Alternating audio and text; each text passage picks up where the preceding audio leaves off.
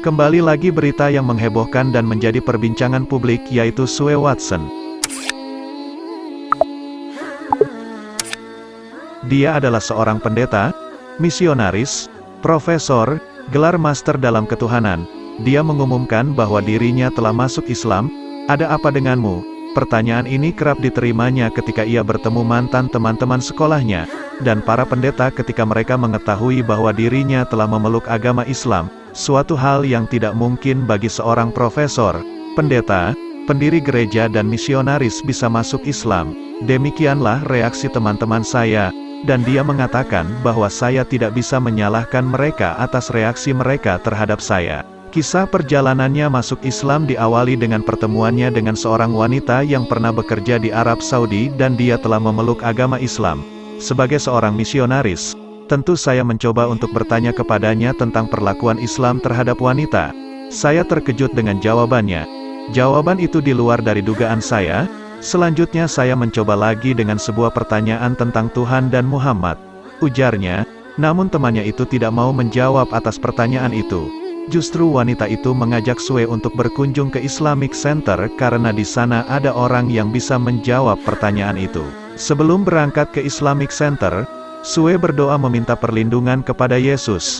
Dalam doanya, dia memohon perlindungan dari roh-roh jahat. Sue beranggapan bahwa Islam adalah agama setan. Namun saya sangat terkejut, ketika saya berdialog di Islamic Center tersebut. Tidak ada intimidasi, tidak ada pelecehan, tidak ada manipulasi psikologis, dan tidak ada pengaruh bawah sadar atau hipnotis. Mereka menawarkan kepada saya, mari kita belajar Al-Quran di rumah Anda, seperti bagian tandingan dari pelajaran Alkitab.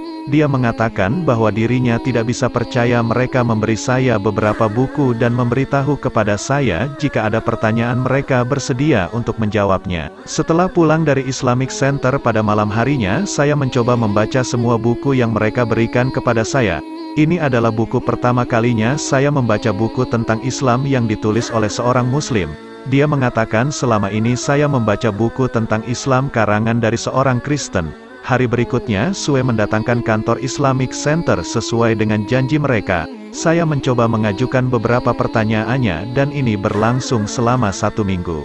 Tanpa disadarinya dari hasil dialog Sue dengan Islamic Center, perlahan mulai memahami ajaran Islam. Dia juga mengatakan bahwa dirinya telah membaca sebanyak 12 buku dalam waktu 1 minggu dan dia mengatakan bahwa ia mengetahui alasan mengapa umat Muslim adalah orang yang paling sulit masuk Kristen.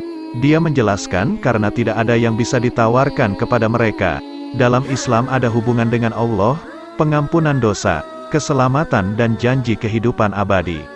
Sebagai seorang misionaris tentu saya mempertanyakan kepada mereka siapakah Allah yang menjanjikan keselamatan dan pengampunan dosa.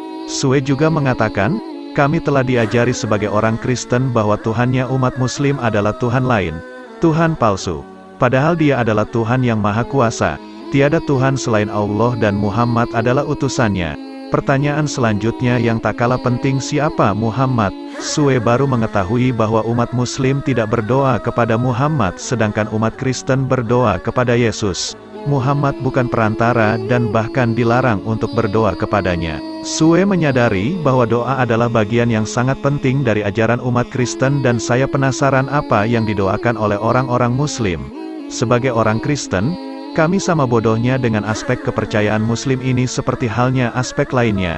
Kami berpikir dan diajari bahwa kaum Muslim sedang sujud ke Ka'bah, bahwa di sanalah Tuhan dan titik pusat dari dewa palsu ini. Setelah saya mempelajari cara berdoa orang Muslim, saya kaget mengetahui cara berdoa orang Muslim ditentukan oleh Tuhan sendiri.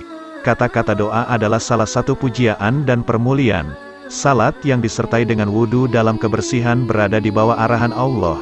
Dia adalah Tuhan yang kudus dan bukan untuk kita mendekati Dia dengan cara yang sewenang-wenang, tetapi hanya masuk akal bahwa Dia harus memberitahu kita bagaimana kita harus mendekatinya. Selama 8 tahun Sue kuliah di sekolah teologi. Sebagai seorang Kristen yang taat, tanpa disadarinya perlahan mulai mengakui kebenaran Islam. Tapi saya belum membuka pintu hati saya untuk masuk agama Islam karena saya belum percaya sepenuhnya. Saya terus pergi ke gereja, membaca Alkitab. Pada kesempatan lain saya juga mempelajari agama Islam di Islamic Center. Saya berdoa kepada Tuhan agar saya diberi petunjuk jalan yang benar karena tak mudah untuk pindah agama. saya tak mau kehilangan keselamatan, ucapnya. Selama proses pembelajaran, Sue dihadapkan dengan pilihan yang sangat sulit. Perang batin terus berkecambuk selama 2 bulan lebih.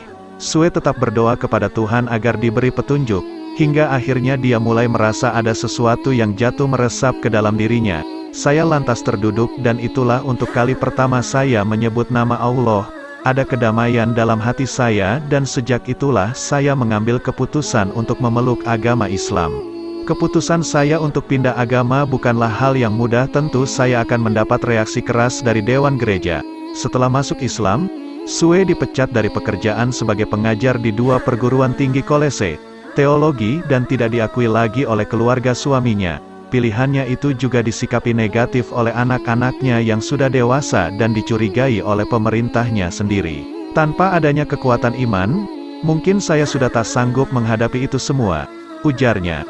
Saya sangat berterima kasih kepada Allah yang telah menjadikan saya sebagai Muslim, dan saya berharap hidup dan mati sebagai Muslim.